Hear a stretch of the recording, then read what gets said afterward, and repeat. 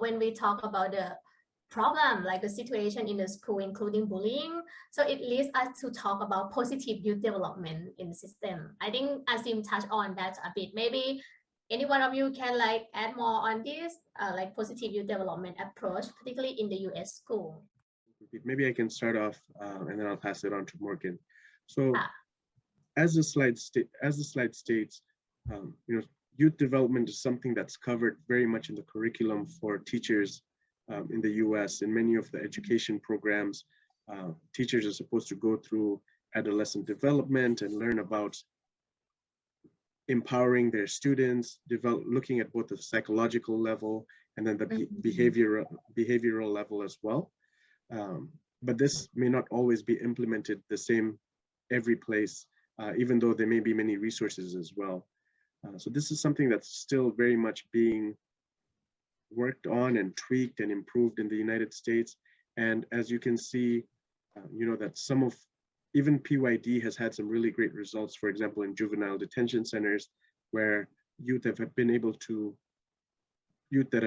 removed from their environment have been able to come into this space where they can really focus on themselves. There've been marked improvement there. And that really talks to some of the focus of positive youth development, which Morgan gets to talk about a little bit as well.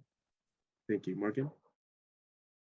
Thank you, Asim. Thanks for highlighting the positive results that you've seen with positive youth development. That's incredible. So I just want to highlight that positive youth development focuses on assets and skills rather than on problems. And so in doing that, the students are interested in what we're talking about. If it's music, if it's sports, if it's acting, if it's debate, we are channeling those skills and assets they already have. We're building upon them, and we're creating tools in those spaces, in those positive spaces that feel good, that feel healthy. And now they have those tools in their tool belt and those critical thinking skills, so that when they encounter risks, when they encounter problems, they have the critical thinking skills to say, oh, this is a problem.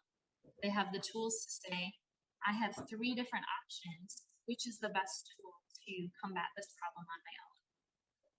Not only does this raise kids who are more resilient in navigating their lives as students, their lives as young adults, but as they enter into adulthood, they're going to continue to use these schools as they enter our communities and become community leaders and business people and people of the world,